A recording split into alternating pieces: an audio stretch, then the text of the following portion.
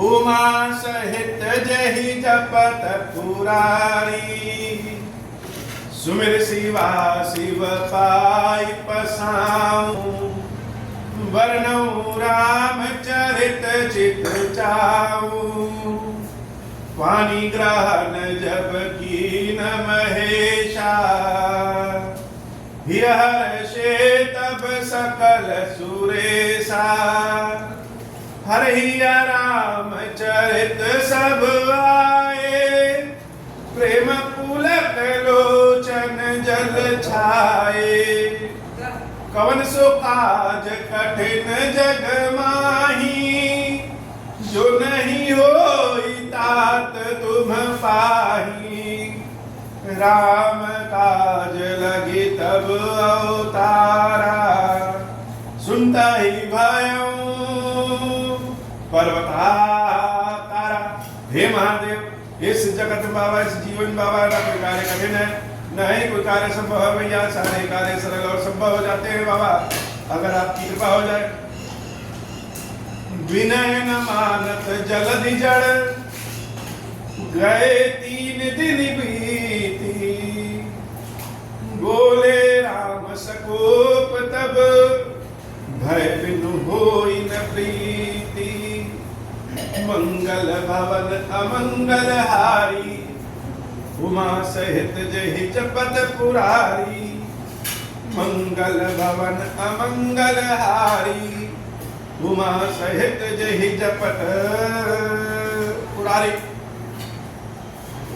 अगर मान लीजिए कि हमारे पास बहुत संपदा है, बहुत धन है, बहुत ज्ञान है, बहुत संपदा है, और हमारे साथ हमारे नीचे जो कर्मचारी काम कर रहे हैं, वो बेचारे भोजन के लिए भी तरस रहे हैं, बड़ी गरीबी, और वह हमको छोड़ करके कहीं अन्यत्र से आशा रखे कि हमको कहीं से कुछ धन संपदा मिल जाए, भोजन मिल जाए। तो इसमें बदनामी किसकी? उन कर्मचारियों की या हमारी? अगर हमारे पास कुछ नहीं है, उसके बाद वो अन्यत्र कहीं से आशा किए हैं, तब तो ठीक है, कोई दिक्कत नहीं। लेकिन हमारे पास सब कुछ होने के बाद भी हम उनको न दें, अन्यत्र कहीं आशा किए हैं, तो जितना उनकी गलती उतनी ही हमारी ओर भी उंगली उठेगी। भगवान और भक्त का संबंध ऐसा ही। काकभुसुंडी जी महाराज के समक्ष जब राम जी प्रकट हुए, तो कह रहे हे काकभुसुंडी, मांगो, जो इच्छा है वह मांगो, मुझे महादानी समझो। और यही बात मनु जी महाराज से भी प्रभु कहते हैं। जो भक्त कुछ मांगने की इच्छा से भगवान की प्रतीक्षा करते हैं, भगवान की प्रार्थना करते हैं, भगवान उनसे कहते हैं कि महादानी हमको समझो, जो इच्छा हो मांग लो। और भक्त क्या कहता है कि ना, हमें मांगने में तो बड़ा संकोच हो रहा है, अर्थात हम आपसे जो मांगेंगे वह हमारे लिए तो बहुत ज्यादा होगा, लेकिन आपके देने में तो बहुत थोड़ा है। कोई गंगा जी के सामने खड़ा हो और कहे कि 1 लोटा जल दे दीजिए, 1 बाल्टी जल दे दीजिए, 1 ट्रक जल दे दीजिए, तो मांगने वालों को तो लग रहा है कि क्या मांग ले रहे हैं।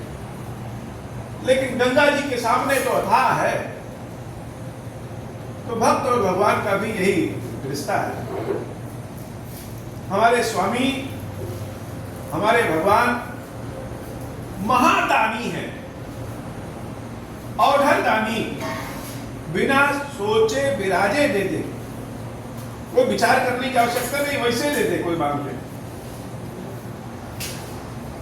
देवी लक्ष्मी को जो धन की देवी बनाने वाले हैं वो भगवान क्षीरेश्वर महादेव।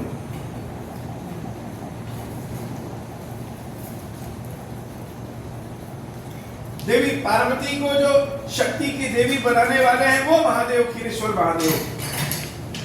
देवी सरस्वती को बुद्धि की देवी बनाने वाले वो क्षीरेश्वर महादेव।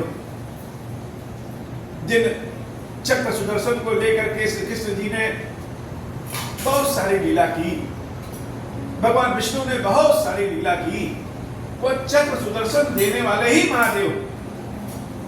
तो जो महादेव है वही विष्णु है, जो विष्णु है वही महादेव है। मेरे कहने का मतलब यह है कि जो हमारे स्वामी है वह अति धनी है, अति सबल है, अति बुद्धिमान है, सब कुछ है। और उनके रहते हुए अगर उनके कर्मचारियों के रूप में हम अन्यत्र कहीं आशा करें, यह हमारी भी कमी है और यह तो हमारे स्वामी पे भी उंगली उठाई। तो महादेव, हम सारे भक्त, हम सारे सेवक, ज्ञानी हो, अज्ञानी हो, दरिद्र हो, धनी हो, क्रोधी हो, पापी हो या पुण्यात्मा हो, हम सब के स्वामी आप हैं। और आपके रहते हुए अगर कहीं अन्यत्र हमारे मन में आशा जगे, ऐसी कृपा करिए कि कहीं अन्यत्र से मांगने की आशा ही न जगे। ऐसी कृपा करिए कि आपकी कृपा से ही अघा जाए और कहीं जाने की मन ही ना करे। मन में तो अनेक विचार आते रहते, यह कर ले, वह कर ले, ऐसा कर ले, वैसा कर ले, लेकिन कोई भी कार्य, कोई भी विचार भक्त को भगवान से अलग कर दे, वह विचार बहुत ही शून्य है। लक्ष्मण भैया अरण्य कांड में जब प्रभु श्री राम से प्रश्न करते हैं तो प्रश्न करते समय यह शर्त रखते हैं कि हे नाथ, प्रश्न का उत्तर हमें तब जानना है अगर प्रश्न का उत्तर जानने से, मेरे ज्ञानी बनने से, मेरे ज्ञान बढ़ने से मेरे हृदय में आपके प्रति भक्ति कम हो जाए तो हमें ऐसे किसी भी प्रश्न का उत्तर जानना ही नहीं। और अगर आपकी भक्ति बढ़ जाए, आपकी भक्ति अनवरत चलती रहे,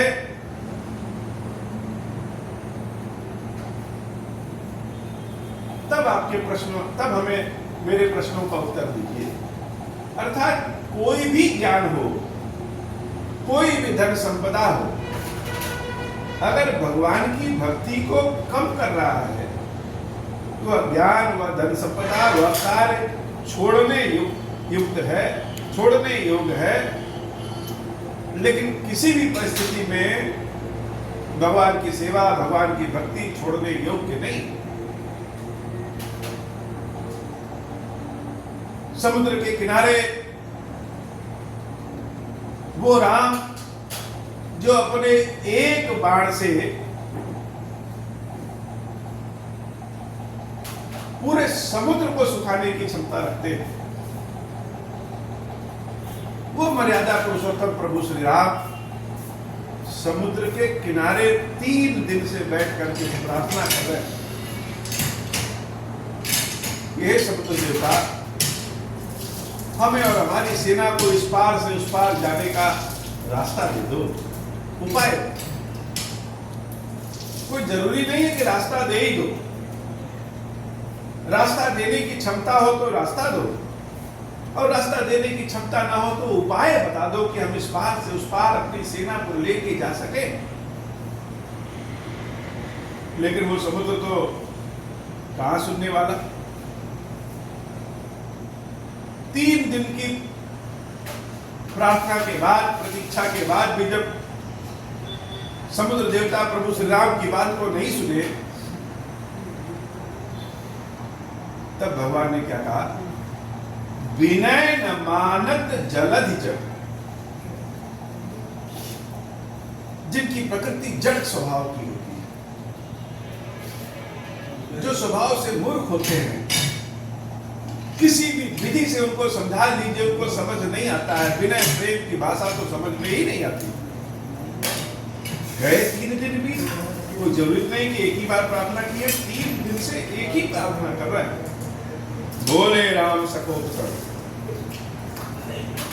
तब भगवान श्री राम सकोप, कोप के साथ, क्रोध के साथ बोले, भय बिन होई न प्रेम। ये है लक्ष्मण, बिना भय के प्रेम नहीं। अब यह प्रभु श्री राम कोई बात बोले और गलत हो, यह तो असंभव है। तो क्या सत्य है? प्रेम के लिए भय होना जरूरी है? व्यवहारिक रूप से देखें तो यह सत्य है। कोई चीज हमारे पास है, कितनी भी महंगी, कितनी भी सुंदर, कितनी भी उपयोगी, कितनी भी अच्छी चीज है, तो जब तक उसको खोने का भय ना हो तब तक हमारा ध्यान उस ओर नहीं जाता। जैसे रोज पर्याप्त मात्रा में जल मिल रहा है, पर्याप्त मात्रा में बिजली मिल रही है, तो हम उसका मूल्य नहीं पहचानते। जहां आधा गिलास जल की आवश्यकता हो वहां बाल्टी भर जल उपयोग करते हैं। लेकिन अभी हो जाए कि नहीं, जल नहीं मिलेगा, जल सीमित है, जल कम है, तो हमारा काम जहां बाल्टी भर जल में होता है वहां 1 लोटे जल में ही हम काम कर लेते हैं, अर्थात जल खोने का भय। तो प्रेम के लिए भय भी बहुत आवश्यक है। वो भय चाहे समाज का भय हो, चाहे शरीर खोने का, जान जाने का भय हो, बुरी परिस्थिति होने का भय हो, या यह भय हो कि जिससे हम प्रेम कर रहे हैं उसके बिना जीवित नहीं रह सकते। किसी भी तरह का भय हो, वास्तव में बिना भय के प्रेम परिपक्व नहीं होता। लक्ष्मण बाण सरासर आनु, सो समुपारित विसिक त्रिसानु, सठ सन विनय कुटिल सन प्रीत। राम जी कहते हैं, लक्ष्मण जी मेरा तीर धनुष कहां है, जल्दी ले आओ जल्दी से, और बाण मार करके समुद्र को हम सुखा दें।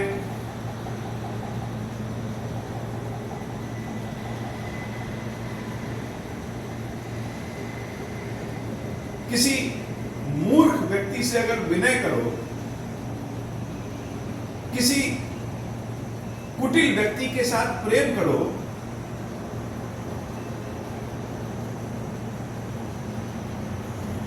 किसी कंजूस व्यक्ति के सामने सुंदर नीति का व्याख्यान करो, मोह माया में जो मनुष्य फंसा हुआ है उससे ज्ञान की बात करते रहे, जिसके अंदर बहुत लालच भरा हो उससे त्याग और वैराग्य की बात करें। कोई बहुत व्यक्ति कामी हो, क्रोधी हो, उससे भगवान की कथा कहें, यह सब का परिणाम उसी तरह से होता है जैसे ऊसर जमीन में अगर हम बीज को बोते। सठ सन विनय कुटिल सन प्रीति, सहज कृपन सन सुंदर नीति, ममता रत सन ज्ञान कहानी, अति लोभी सन विरति बखानी, क्रोध ही सम काम ही हरि कथा, ऊसर बीज वय फल जथा। ये सत्य है, ये व्यर्थ जाता है। तुलसी बाबा मानस में लिखते हैं कि न किसी का गुण देखना चाहिए, न किसी का अवगुण देखना चाहिए।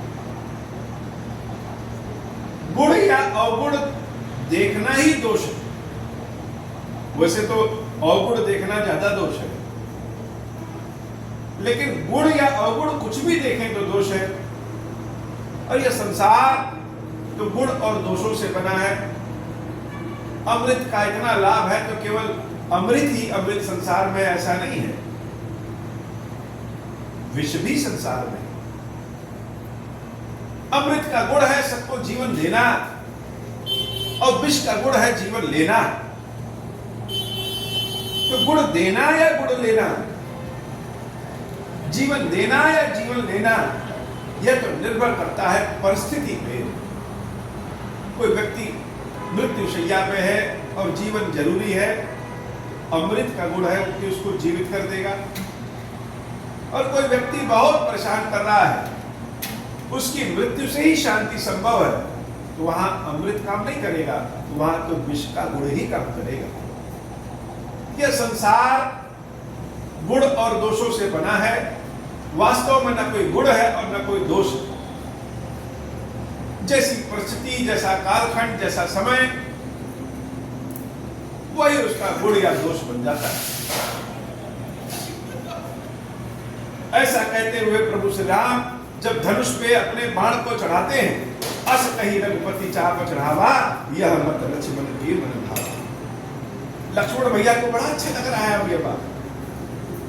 संधान प्रभु से कराला, उठ उदत अंतर ज्वाला, मकर उरग जस गन अकुलाने, जरत जंतु जल निधि जब जाने। जब भगवान श्री राम बाण चढ़ा दिए तो समुद्र के भीतर रहने वाले जितने जीव हैं सब उछलने कूदने लगे कि राम के धनुष पे बाण अन्यथा तो नहीं चढ़ता, और राम जी का बाण तो अमोघ है। अर्थात अगर वह इस समुद्र को सुखाएंगे तो हम सब तो वैसे ही बन जाएंगे। बड़ी बड़ी लहरें उठने लगी, समुद्री जीव परेशान हो गए कि अब हम सबके जीवन का अंत होने वाला है। और यह समुद्र क्या है? यह समुद्र तो अभी भी भयभीत, बड़ा सशंकित है, शंका है इसके मन में कि जो हमसे प्रार्थना कर रहे हैं वह साधारण मनुष्य है या ईश्वर है, यह हम समझ नहीं पा रहे। अगर वह साधारण मनुष्य हुए और हम उनके सामने प्रकट हो जाते हैं, उनको रास्ता दे देते हैं, उपाय बता देते हैं, तो रावण मुझे जीने नहीं देगा। भय किसका? भय तो रावण का है। तीनों लोगों का जो स्वामी रावण है वो क्या किया? वो वर्षा को अपने मुट्ठी में कर लिया, पवन को अपने मुट्ठी में कर लिया, काल परिस्थिति को मुट्ठी में कर लिया, वरुण देव को अपनी मुट्ठी में कर लिया, जल को अपनी मुट्ठी में कर लिया। संपूर्ण संसार जिन जिन चीजों से चलता है उन सबको रावण ने अपनी मुट्ठी पे कर लिया। कोई भी बिना रावण की अनुमति के चल नहीं। अब जो प्रार्थना कर रहे हैं, अगर वह ईश्वर है तो प्रार्थना क्यों कर रहे हैं? और अगर वह मनुष्य हैं और उनकी हम सहायता करने गए तो रावण क्रोधित हो जाएगा। इसलिए समुद्र महाराज क्या कर रहे हैं, यह सोच ही नहीं पा रहे हैं कि हम क्या है। वो तो सोचे कि 2 दिन 3 दिन प्रार्थना करेंगे, ये चले जाएंगे।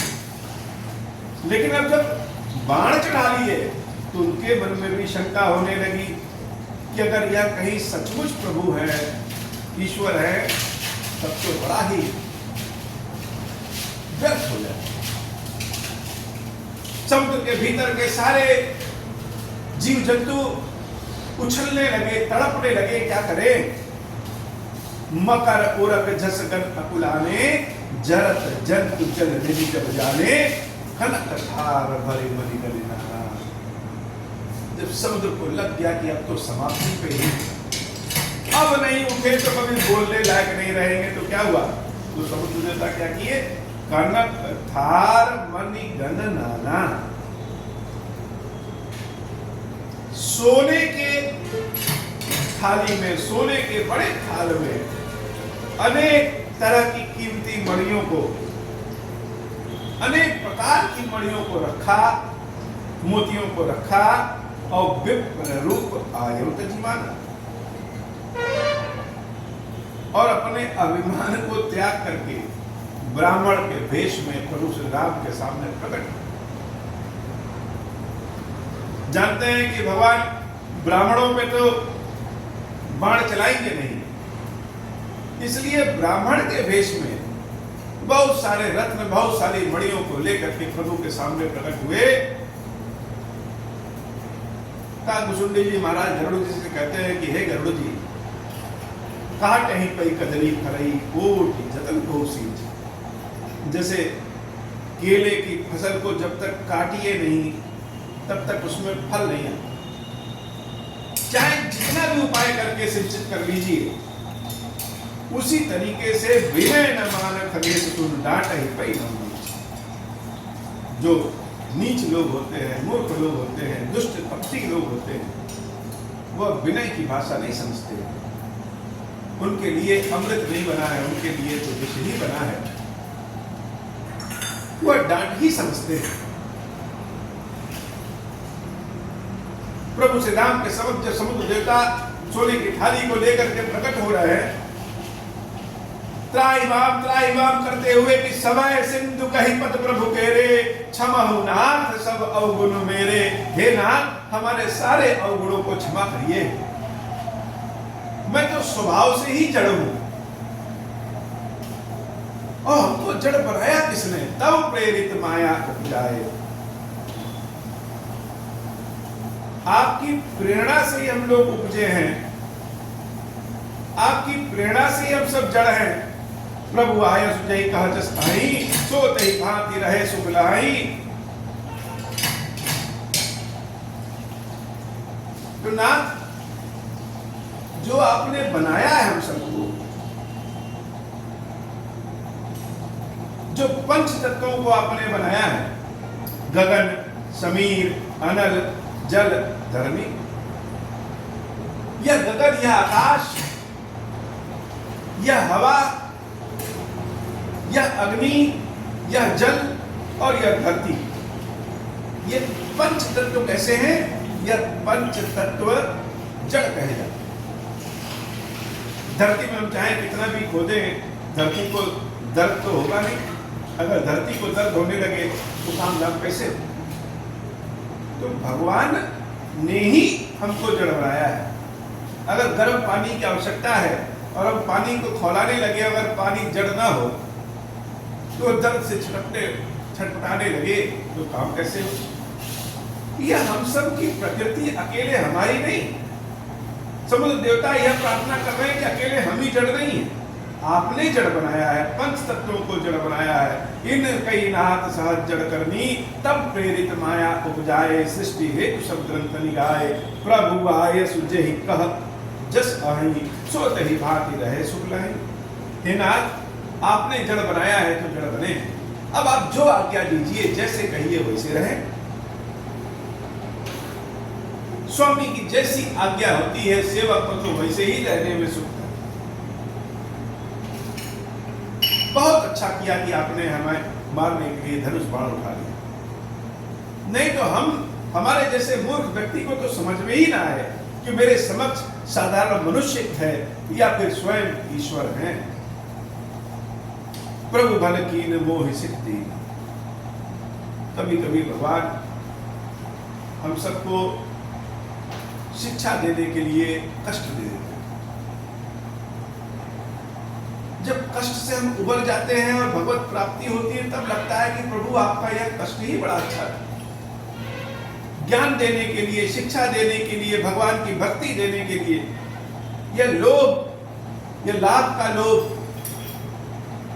या तो जितना पाए उतना बढ़ता जाए, इसकी कोई सीमा ही नहीं। आज 10 रुपए का लालच है, कल 20 हो जाएगा, फिर 100 हो जाएगा, फिर 1000 हो जाए, कभी तृप्त होता ही नहीं।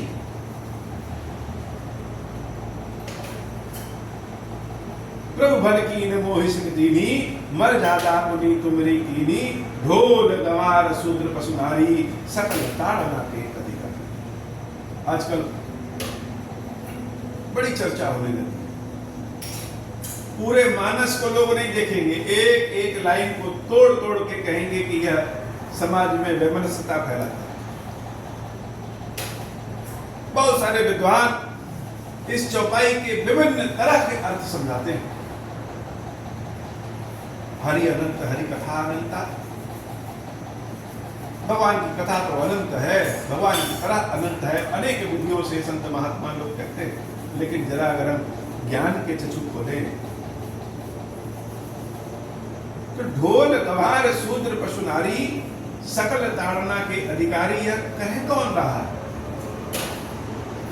यह राम जी नहीं कह रहे, यह लक्ष्मण जी नहीं कह रहे, यह विभीषण जी नहीं कह रहे, यह बात हनुमान जी या सीता मैया के मुख से नहीं निकला है।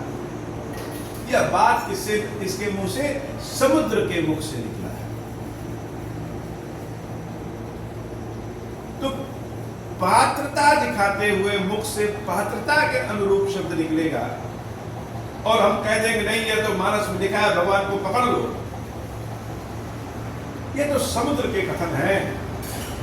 और उस समय जब समुद्र भगवान श्री राम के बाण की नोक पे है तो उसके मुख से जो निकला उसने कहा, इसका क्या अर्थ लगाएं? प्रभु प्रताप में जाब सुखाई उतरहि कटुक न मोहि बढ़ाई। हे नाथ, आपने आज्ञा दिया कि हम सब जड़ हो, और अगर ऐसे सबके डराने से हम सूख जाएं तो आपकी आज्ञा की अवहेलना। प्रभु अज्ञा अपेर श्रुति गाई करो सुबेगी जो तुम्हें सुहाई। हे नाथ, आपका बनाया हुआ मैं हूं, अब आपको जो इच्छा लगे वह कह दीजिए, हम वह कर देंगे।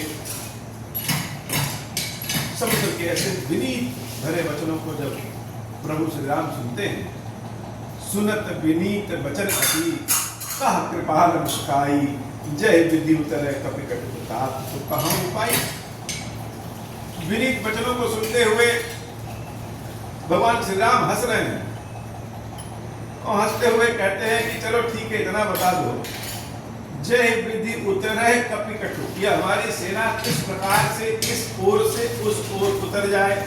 हे तात, वही उपाय बता दीजिए, हमें आपको मारने की इच्छा नहीं।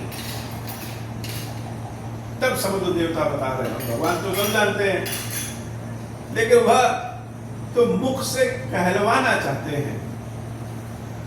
समुद्र देवता हाथ जोड़ करके कहते हैं कि नाथ नाथ नल नील, नाथ नील नर कपि गौ भाई, ललिताई ऋषि आशीष पाई, तिनके परत किए गिरिधारे, तरहि जलत प्रताप तुम्हारे। हे नाथ, आपकी सेना में नील और नल नाम के दो बानर भाई, ऋषियों ने उनको शिक्षा दिया, आशीर्वाद दिया है। क्या अगर वह अपने हाथों से छू दे और आपकी कृपा प्राप्त हो जाए, आपका प्रताप मिल जाए, तो पत्थर भी समुद्र पे तैरने लगेगा। कैसे तैरेगा? पत्थर को तैराने का गुण उनके पास है, लेकिन पत्थर तब तक नहीं तैरेगा जब तक तरहि जलधि प्रताप तुम्हारे, जब तक आज्ञा ना हो आपकी, आपका प्रताप ना हो। मैं पुनि और धरी प्रभु प्रभुताई करे हूं बल अनुग्रह सहाय।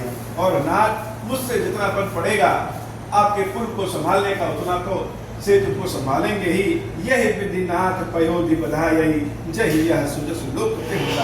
हे नाथ, इसी प्रकार से मेरे ऊपर आप एक सेतुबद्ध पुल बांध लीजिए। हमको सूखने की भी आवश्यकता नहीं है, हमारे जीव जंतुओं के मरने की भी आवश्यकता नहीं है, और आपकी सेना भी इस पार से उस पार हो जाएगी, हमारी मर्यादा भी रह जाएगी और आपकी यश कीर्ति भी बढ़ जाएगी। भगवान श्री राम मुस्कुरा रहे हैं,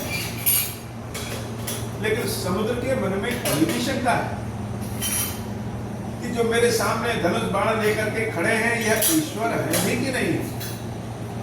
इनके बाण में वह तेज प्रताप बल है भी कि नहीं?